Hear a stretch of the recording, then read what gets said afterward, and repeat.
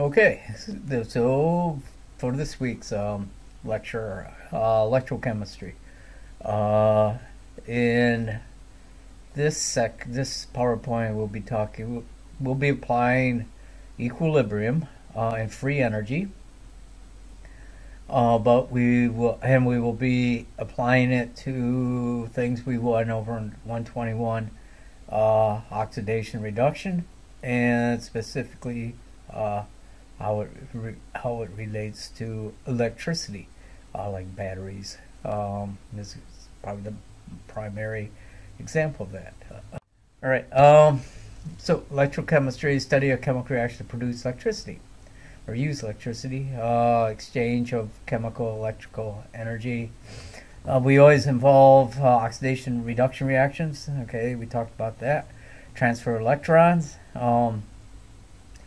And remember, they're called oxidation reduction reactions, or redox. Okay, oxidation reductions, I said in 121, are really important. Just about every single chemical reaction there is an oxidation reduction reaction.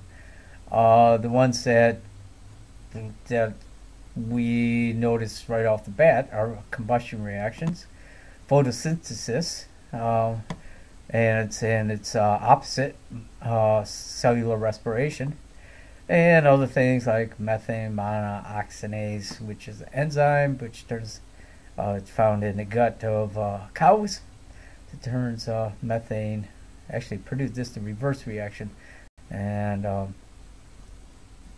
what cows do. All right, and all right.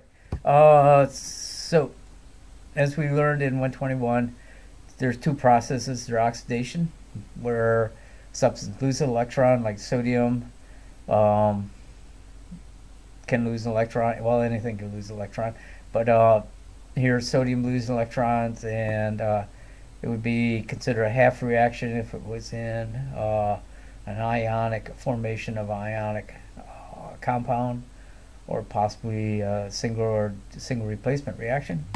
And here's chlorine, and you combine the two, and you get we get the following. Okay, so when you add these two equations, essentially what happens is the sodium releases 2 electrons, so we'll multiply everything by 2, and those 2 electrons are absorbed by chlorine to form Cl minus, and then eventually they will come together, form NaCl minus. Okay, they always happen together. Okay, now I didn't specify this right here in 121, but oxidizing reagent is the thing that gets reduced. Okay, so so it's the thing that accepts the electrons, and a reducing agent is the thing that gets oxidized. Okay, take a look at that. Spontaneous redox reactions, we saw this in 121. We had activity series, and we were able to figure out when single chemical reaction, by looking at activity series when a chemical reaction could take place, by looking at their where they fall in the activity series. For instance, I showed you guys this, where I took a penny, I put it in silver nitrate. Okay, and what happens is the copper releases electrons into solution, gives them to silver, and then to the Ag plus, and the Ag plus gains the electrons and precipitates out as a solid. And notice the color of the solution changes to blue. That's because the copper now enters the solution.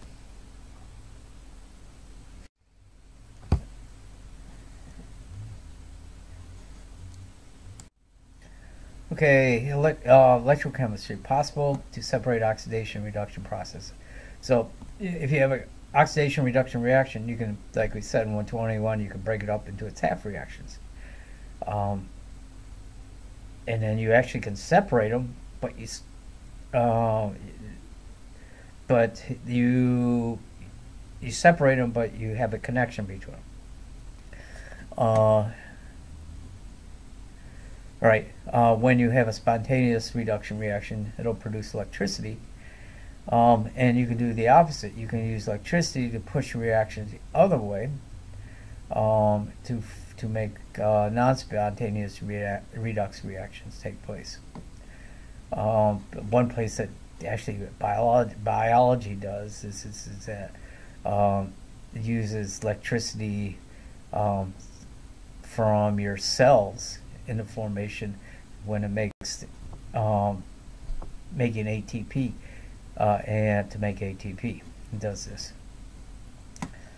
All right.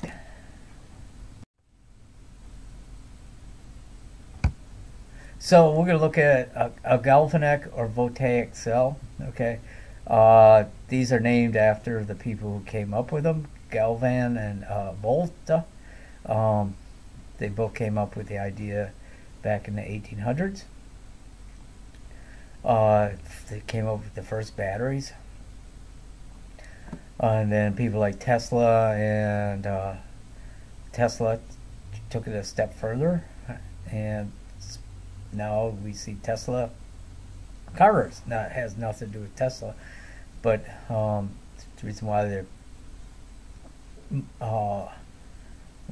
what was it, Elon decided to call it Tesla is because it has to do with electricity.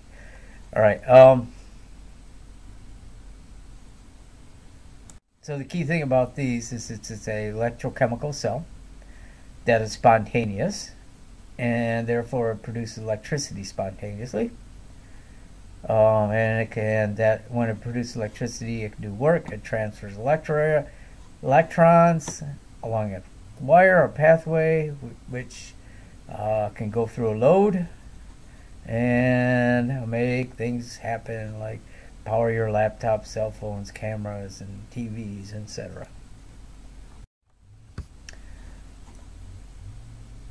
Okay, so we just saw a diagram, a picture of this, where the copper is put into silver nitrate, and the silver ion meets with the copper, and they end up getting silver solid. And here's the half reactions. Well, what we can do is actually separate these into two half reactions, and then to have a connection between the two, like electrode or a piece of wire. So here's an example of that. So what you do is you take, so you just actually have two places to have the half reactions. Over here will be the silver reaction that absorbs electrons, and over here you'll have the copper that's releasing the electrons. Now, if you don't have, so what you're going to do, if these guys were together, the reaction would just happen in solution, and then you don't have, I mean, you would get current. You would have electrons flowing from the copper to silver. But what you like to do is to be able to control that.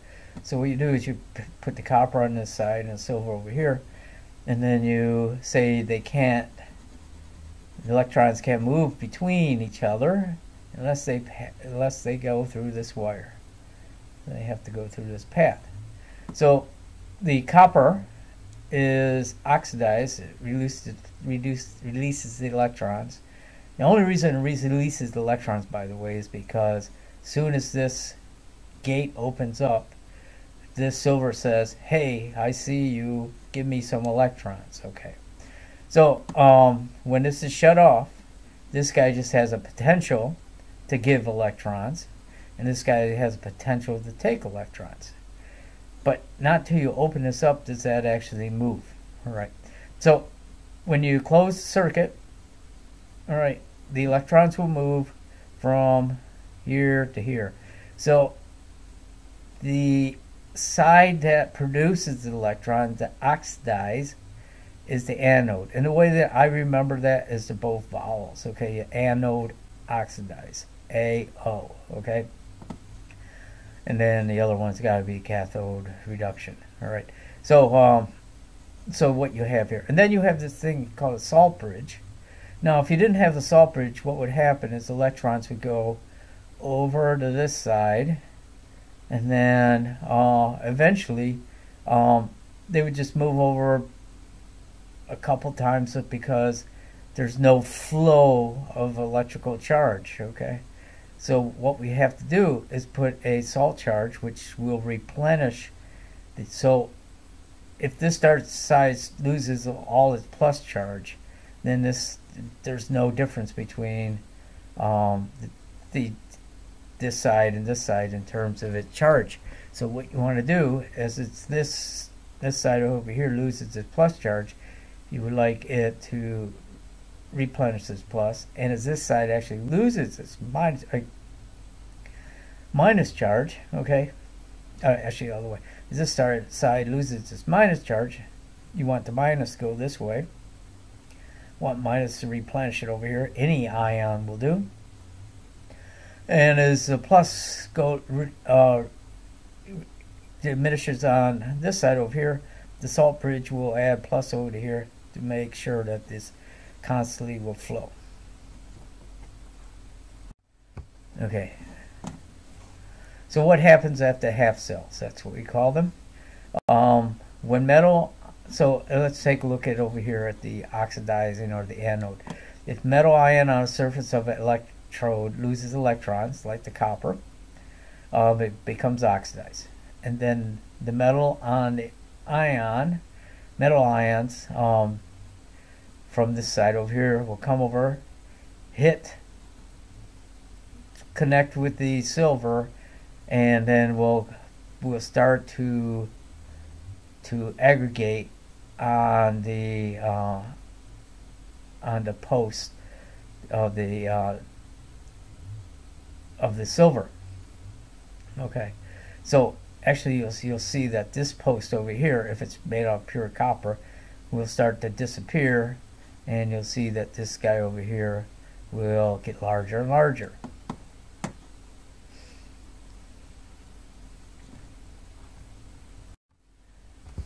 All right. So the anode is the electrode at which this electron loss. This will be the negative terminal of a battery. The cathode is the electrode where reduction takes place. This will be the positive terminal of a battery. All right. Connect the two solutions with a metal wire. Okay. That will allow the electrons to pass from one cell to another. Now the electrons can flow, but the reaction is still not initiate. Why? Because the solution, if the electrons did flow from one cell to another. Okay, so if they went across, what would happen is you would get current, but it would just stop, okay? Because there's not overall current. There has to be a flow of current, okay? So you might get a burst of current, and then it'll go away. In fact, it might be bursting, but until it'll run out. But by adding a salt bridge, it keeps the flow moving. Okay, at the copper end, the two electrons are given up, travel across the wire, so they leave the anode and they head towards the cathode. Each time a copper atom reacts, net charge at copper end increases by 2. And the net charge of silver and decreases by 2. All right, and what that means positive. So that means the copper end gains a positive charge, and the silver will gain negative charge. All right, and it says this violates it because it doesn't have a flow of electrons, and so you need to have that salt bridge.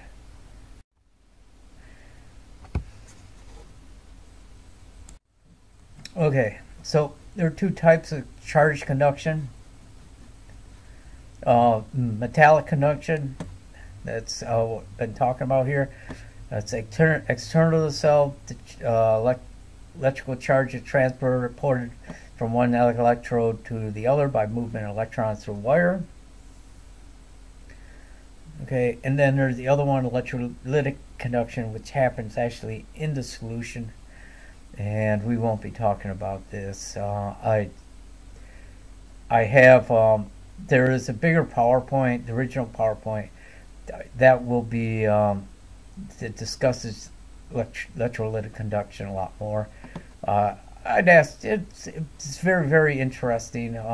It's actually more applicable in a lot of cases to what's happening in terms of this whole process. So take a look at it. It's easy. I mean, it's easy to kind of go through, flipping through the slides. And I know some of you are planning may be getting into electrical engineering, etc. So I don't know, check it out. It's cool. But we're going to be dealing with this guy up here, which has to do more with batteries. Okay, so here's the salt bridge, and we're really not going to worry about the salt bridge, but the salt bridge just makes sure that you keep current flowing.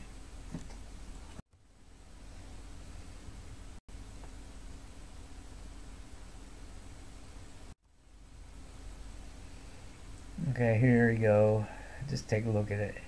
So you have the anions. Okay, the anion, or the negative charges, move.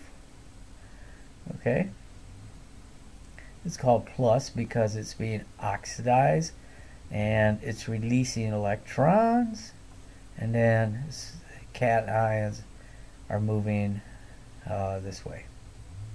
So the salt bridge actually does the other way around. The anions move this way and the cations move this way. All right.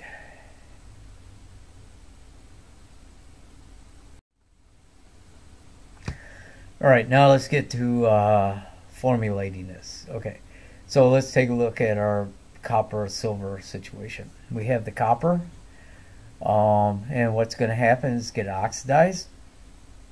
So it happens at the anode. And then you have the silver, starts out as Ag plus, ends up with Ag. So what we do is this is this is called standard cell notation. Where the line represents, single line represent what happens to the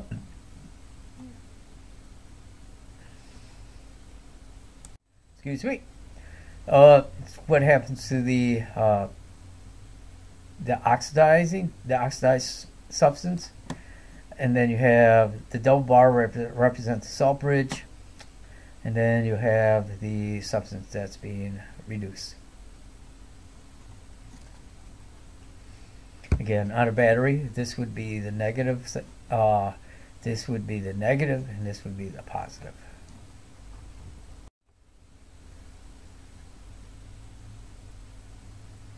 And this just gives an explanation of what that is.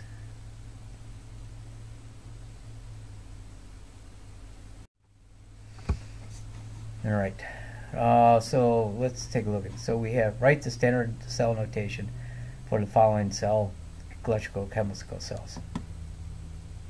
So you have iron going at Fe2 plus and Cd2 plus. So the iron is getting oxidized, so that'll be on the left, and then you have the cadmium being reduced. So it's going to be Fe, so the oxidized A becomes before C, so the A side, anode first, and then the cathode side. So Fe, the Fe2 plus, Cd to Cd2 plus. And then over here you have these gold gets oxidized. The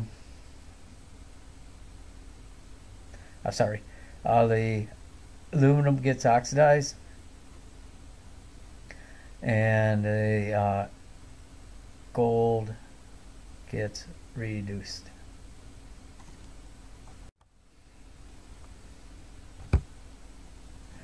Right.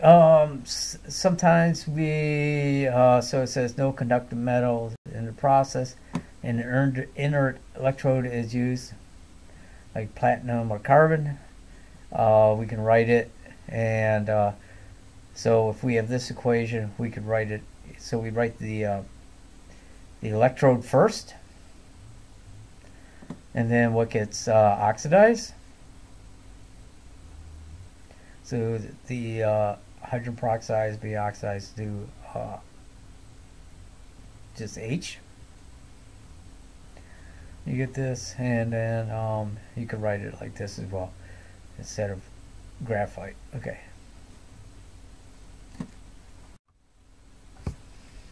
All right, write the standard potential if you have platinum electrodes, and this is so that you don't collect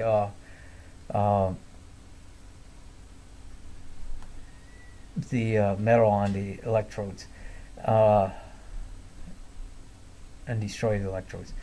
So you're going to have platinum first, and then you're going to have the let's see, the manganese is getting reduced, and the iodide is getting oxidized.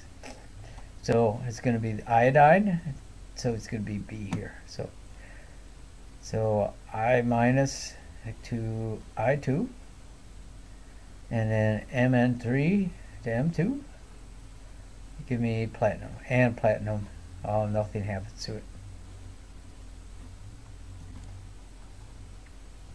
Okay, so look at this. You have the Mn3 plus go to Mn2 plus. That means it's gained electrons. So it's being reduced. So it's on the right side. All right, so we have a way of qualitating it, in a sense, is writing, setting it up and looking at the concepts. Now what we want to do is actually look at the quantitate what's happening here. And what we can do is actually measure how many electrons move, and how hard they're pushed through this reaction. So what we can do is that we can put a voltmeter as a load between the two cells, and then it can measure the potential difference. What is the ability of this side to give electrons compared to the ability of this side to give electrons? And then what that measures is volt. So voltage is potential energy. It's a way of measuring it. What is the difference between the reductive power of the two sides? Okay, and it's measured in terms of a volt, and it's a measure of amount of energy per coulomb. Okay, so it's amount of energy per unit of charge. So it's kind of like a power term we can relate it to. It's sort of how much power is in a charge. And I'm sure if you're taking physics, you're probably covering it a lot more. Okay, so again, voltage is, well, so volts measures the difference between the reductive power abilities between two electrodes, and the higher the difference between that the reductive powers is called voltage.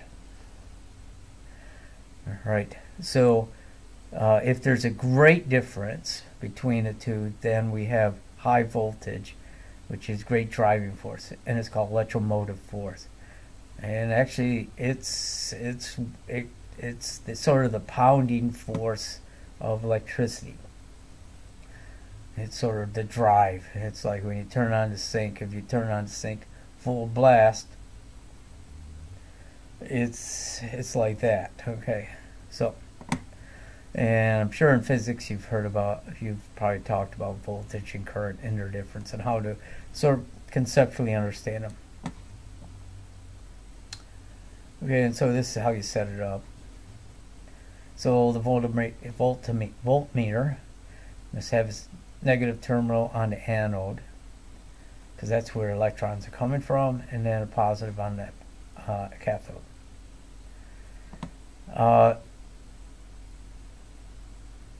So if your voltage, if you ever use a voltmeter, you'll get a number plus or minus. Okay, and it'll always give you a number. Okay, if it gives you a plus number or minus number, it'll tell you how you've set it up.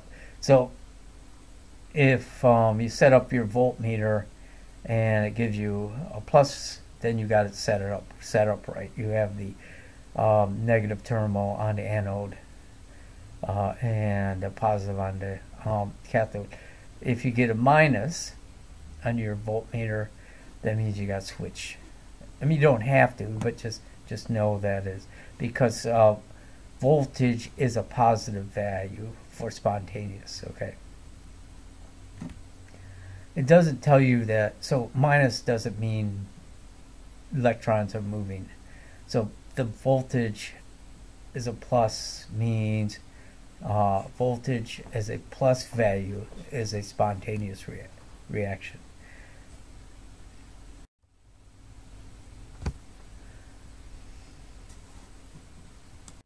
Okay, so what we want to do is measure how much energy can come from our cells, our batteries that we set up, our galvanic cells, okay? And we can do that using standard cell potential. Usually our little chemical reactions that we do, they just give tiny amounts of volts. And actually, if you want to get bigger volts, what you do is you take several of these and you stack them. Okay, and you can stack several hundred of them, thousands of them, and get really powerful batteries. Okay, and in your car batteries, you have stacks. If you know the little water cells, the water openings on your batteries, each one of those is a cell, and they're set up in series. Okay, so that means it's going to deliver more voltage versus current, and so that's what you want when you have a battery. You want to deliver voltage. You're not interested in current. All right. So what we want to measure, what is the cell potential of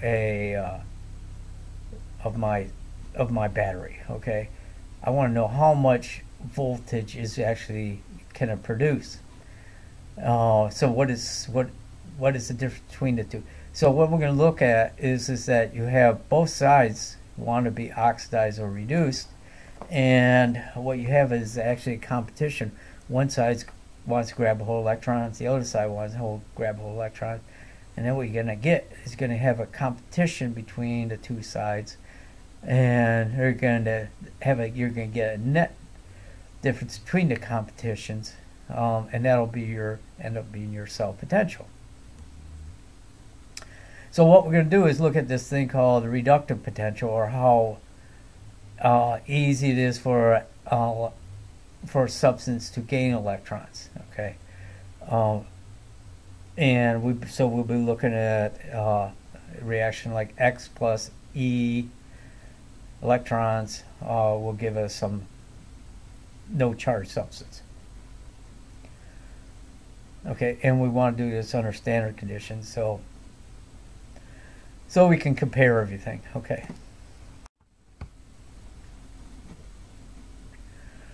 All right. So this just says what we're going to do. We're going to take somebody has a large potential to gain electrons, and guy that takes low potential, and then what's going to happen? The large guy is going to pull the electrons from this guy over here, and then you're going to get the reaction. Now, the way that it's set up here is different than the way I'm going to set it up, but it's going to basically be the same idea. This is that the cell that has more reductive power will drive the reaction.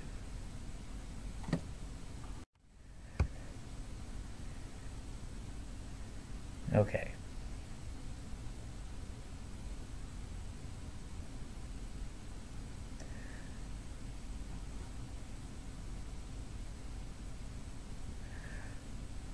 All right. Okay. So you're gonna see I'm gonna I'll explain this instead of changing it on the PowerPoint. All right. So what we have here is this is the reaction that we want. Okay, when we look in the table, we'll see the reductive reactions for both of them. Okay. Now, so the way that this one's set up is you just take the most reductive guy, this guy, and subtract the least reductive guy, this, and then you end up getting your potential voltage. Okay. Another way you can do this, instead of just subtracting the way they are, is that if you notice this reaction here is this so this has some number, let's say it's like +2, and this is like +1. All right. So no, the other way around. Say this is +1 and this is +2. Okay. So notice that this here has zinc on and zinc 2+. So what you could do is you could take this reaction and flip it, and then you change the sign of this guy to -1. Okay, and then what you do is you add the two half reactions together, and when you do that, they'll end up with this half reaction.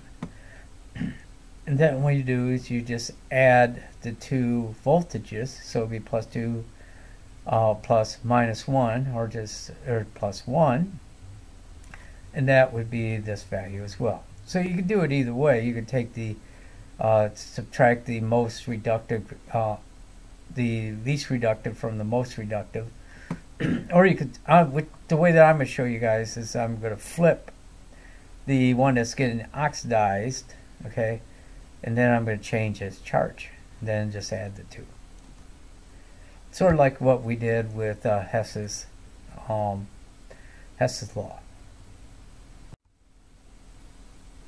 And okay, this slide goes through how you go about figuring out the standard reduction power. What you do is you can't measure the actual reductive power of a substance.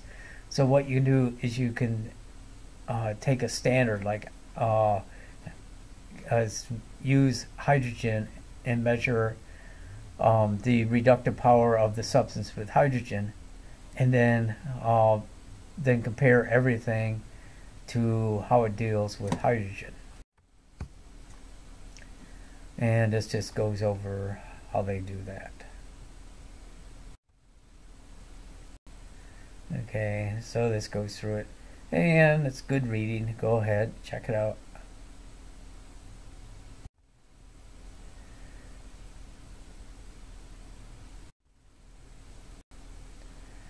All right, so you see that we did it for the zinc and the and so forth, and then you just go through. I'm going to skip through this and get to all right. So let's go back to our galvanic cell with silver ion combined with copper, and we know that it gets the copper gets oxidized. Right. There you go. So the copper gets oxidized, and this is its reductive power. And so what we want to do is, what is the reductive power of the silver? Well, we must have set up a voltmeter to measure the amount of voltage. So we put this, then we have our unknown, and then we solve for our silver, and we get it's 0.08, which means that silver has more reductive power, and it's going to gain electrons easier than copper, compared to copper. Okay, now key thing here is whenever the voltage difference in the cell is positive, the chemical reaction is spontaneous. Now, let's look familiar, maybe like delta G and equilibrium, and we'll see that in a little bit. All right, okay. Now what I want to do is predict if a reaction is going to be spontaneous.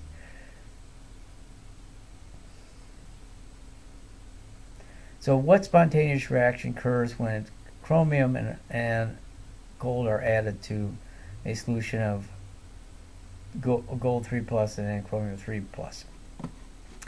So here's our two situations,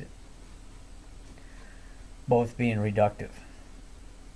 All right, so the gold is more positive, so that means it's going to drive the reaction. So you leave that all by itself. Okay, and so, but the chromium is going to be oxidized, so what you do is you flip the equation, and then what you do is you add the two equations and you get your net result. Okay, because you flip this equation, this becomes plus, and now what you can do is add the two terms, and you'll get the voltage of these will be plus 0.74 added to plus 154, or equal to 2.24. Okay, so you had to flip the chromium, kept the gold, and then just add the terms. Now, if you would have used the way that it was given in the previous slides, you would just left this. You wouldn't have flipped this. You would just take this, subtract this, and which was negative 0.74, and you get the same value. All right. Predict the standard cell potential when magnesium cadmium are added to a solution containing magnesium 2 plus and CD 2 plus ions. Okay, so here are the two reductive reactions. And so we know the reaction. So this has a higher reductive power than the magnesium. That means this guy is going to get reduced, and this guy is going to get oxidized. So we're going to keep this reaction the way it is, and then we're going to flip this guy. So you take this guy, flip this reaction here, and change the sign. Then add the two, and you get the cell potential is positive 1.97 volts. Because it's a positive value, it's spontaneous.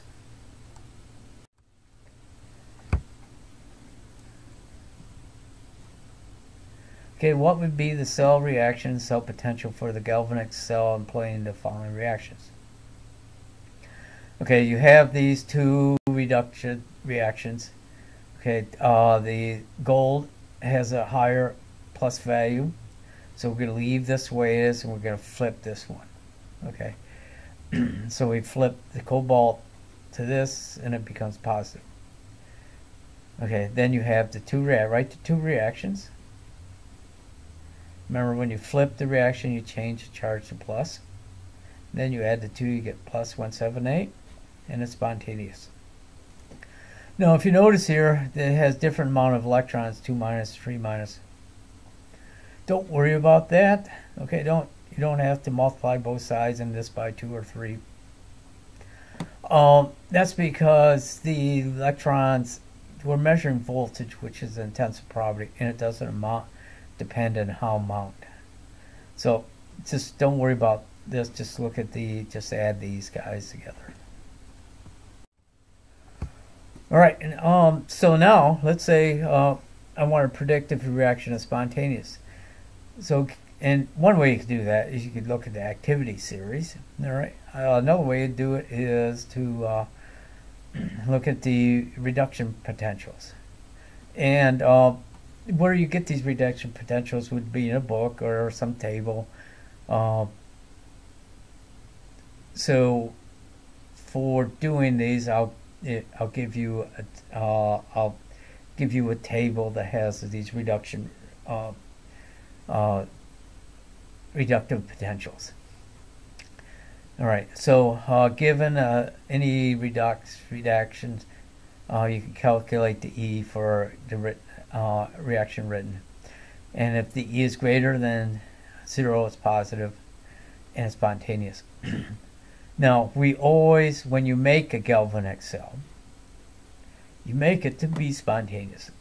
Okay, I mean, it doesn't really matter. It's going to be spontaneous. But, so you make it to be spontaneous. You're not going to make it to be non-spontaneous.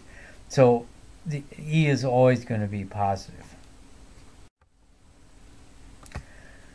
Right, so let's see if I'm going to have a galvanic cell here, okay? So I'm going to take these two, this equation here. I take some bromate and added some iodide ions and presence of hydrogen ion, and they're going to react, and there's going to be a transfer of electrons. And I have two reduction reactions taking place. I have iodine gaining electrons, and I have the bromate giving electrons to the hydrogen to form water. So you have these two reactions. So what you want to do is, first of all, decide which one has more reductive power. And it's this one here, the bromate. So you're going to leave it the way it is, and you're going to flip the iodide equation. Okay. So, and when you flip it, you change the sign. Okay. And then you add the two together. And when you add two equations, they'll end up being your original equation up here, which is good. And it ends up being 0.9, so it is a spontaneous reaction.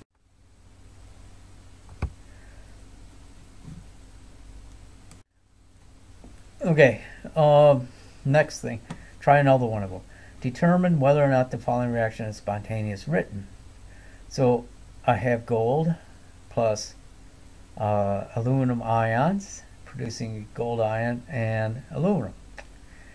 Okay, so these are my two reductive reactions, and I want to write it out just the way it says. Okay, I'm not going to write it as a galvanic cell. So, so it says I'm going to have the AU on the left side. So I'm going to flip this equation. So what it's like the Hess equations. So I have to flip this guy to get it look like this up here. All right, leave this the way it is. Okay, and then what I do is, since I flip this, this becomes negative 1.5. All right, so the reason why I flipped this is because that's what it told me to do up here. Okay, it didn't say start with this and figure out what happened. It said you have this, what happens. Then the last one, it says you have these two guys, what's going to happen. All right. And that's galvanic cell. All right. This one, we're not sure if you have a galvanic cell. We set it up and see what happens. All right. And when you do that,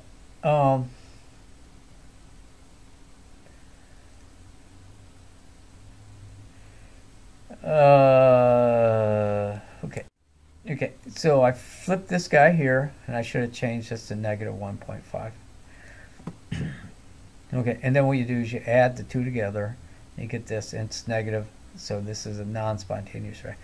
So if you set it up like this, it wouldn't happen. Now if you turn around, it would happen, and we go back this way.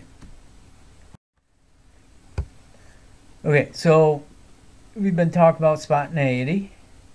So if E is positive, we know it's spontaneous, but we've also heard that when delta G is negative, it's spontaneous. So there must be a relationship between potential, cell potential, and Gibbs free energy. And well, here's the way you do it. So we can work through it all, but here's the equation that relates the two. So the delta G is equal to negative number of particles, Faraday's constant, times E. Now if you look, remember delta G when it's negative is spontaneous. E when it's positive is spontaneous. So when you do negative E, makes it a negative value. All right. So that shows you that a positive potential gives you a negative delta G. And here's a walkthrough of an equation. So let's say this is from our from a situation we have. So it's the one we just put in, but actually the reverse reaction that actually works. Okay, so it has a cell potential of 3.16 volts.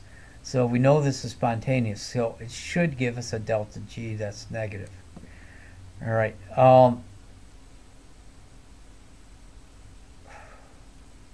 Okay, so there are 3 moles of electrons being transported, so now we have to deal with this. So it's 3 moles of electrons going from here to being transferred from here to here. So we're going to have to balance our equations to get these right, these electrons right. So you have 3 moles of electrons. This is Faraday's constant times voltage, and to get the relationship to joules to volts is this right here. So here you go, just click it through and you get this, and it's a negative value, and surely enough that means delta G is negative. Okay, so it's spontaneous delta G and E as well. All right, so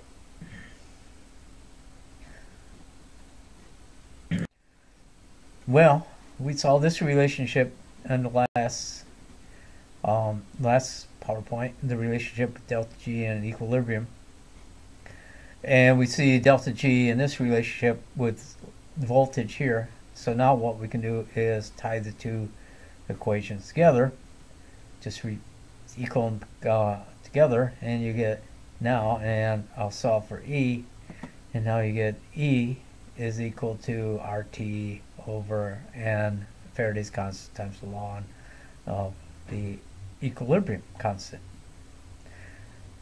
Now remember, it's that when K is product over reactant. So if you have a lot of product versus reactant, that means there's favors the reaction going right. So if you have a K greater than 1, that means is that E is going to be positive, and which is a good thing.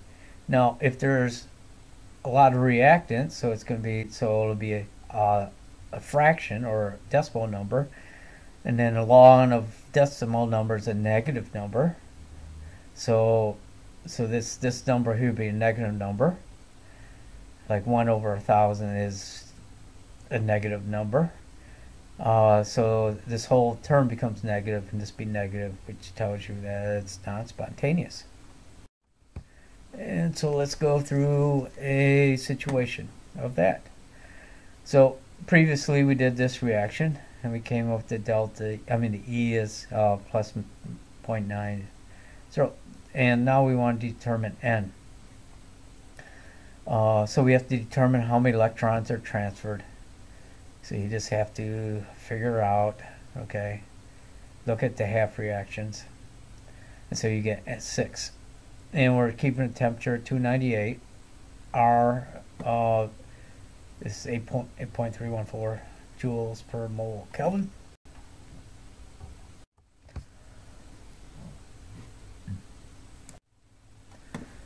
Okay, and what we want to do is take this equation, rearrange it for K. So we plug everything, so we do that, and then we plug everything in, and we get ln of Kc 210.3. Okay, that's really not important here, because so now what we do is that to figure out what K is, to get rid of ln, you just raise both sides to the e to that power, and then, well, you see that K is a very, very large number, but tell you you have a lot of product versus a lot of product versus reactant. So this reaction is definitely spontaneous. Okay, we can plug it into delta G, and then we get minus 521, all spontaneous.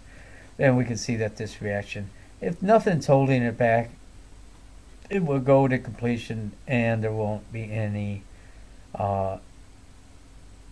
starting material, unless unless it's if it's an isolated system, you'll have some, very, very little, but most of the time we have closed or open systems, and so you won't worry about it.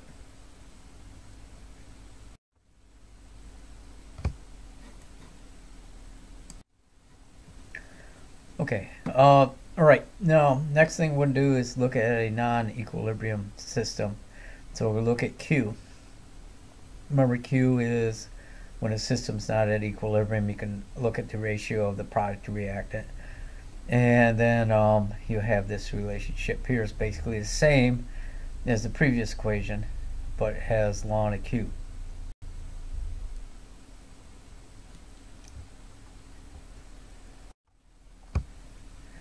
Okay, so if we have this equation here and it's not at equilibrium, so you have your product over your reactant, okay, and then you have, so what we want to do is figure out the potential of the cell. So you're going to have a standard potential you can compare it to. So you just plug in everything here. Right. Okay, so here's an actual example. So let's say I have calculate the cell potential for a galvanic cell employing the half reactions of iron at 0.01 molar, iron 2 plus at 0.25 molar, cobalt 2 plus at 0.05. And the reactions are, these are two reactions. We're going to this, so the this is going to be reduced. This reaction is going to take place. This reaction is going to flip, so we flip this reaction, and then we get this equation here. And then you add the two, you get this. All right. Okay. So here's your setup. So here's your product over your reactant. Okay. Figure out your energy potential. There's two ways you can do it. You can subtract the two potentials, or you could flip like I did, and this becomes a positive value, and you add the two and you get plus 105 either way. And then you plug R in, T in, the number of electrons, okay, no, not number of electrons, 2, and yeah, this number of electrons too,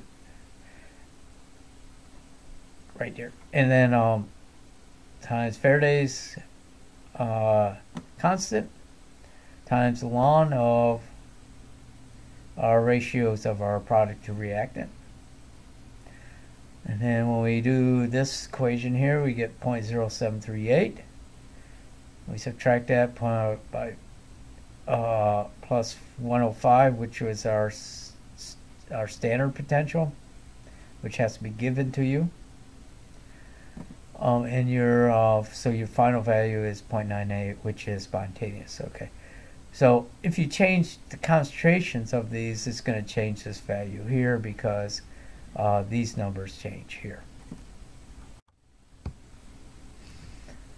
All right, so this is an interesting one, and that's kind of how a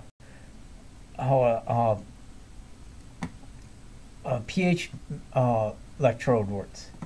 So in order to determine H plus concentration, which end up figuring pH, a galvanic cell was constructed by connecting a copper electrode dipped in 0.5 molar copper sulfate to a H2 electrode at gas pressure 1 atmosphere dipped in H plus solution unknown concentration. A value of 0.49 volts is recorded at 298. What is the pH of this half reaction? Now it sounds complicated, so this is distill what's happening here. Right, so we have our so you have so you want to determine what the reaction that takes place. Okay, so you have your two possible reactions. Okay, you compare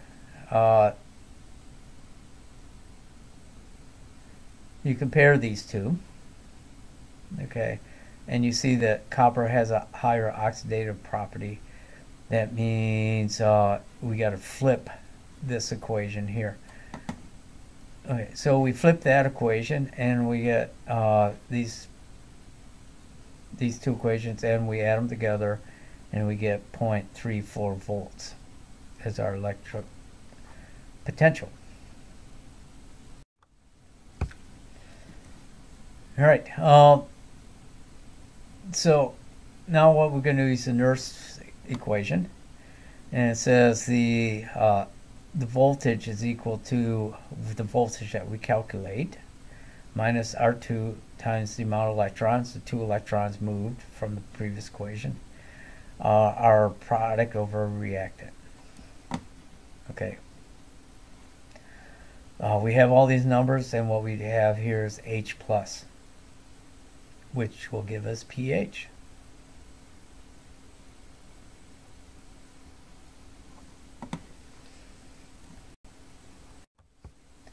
Okay, so, all right.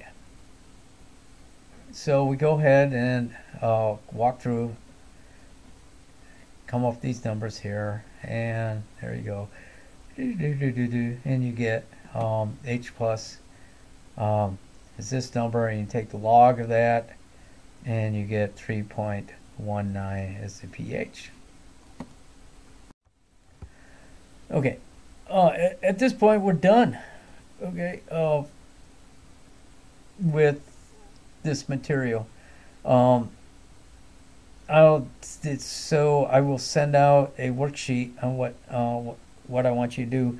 Now, I'm going to post this video obviously, but I'm also going to post the non-narrative version of it, and also an extra piece that has some very interesting stuff, like I said at the beginning, about applicable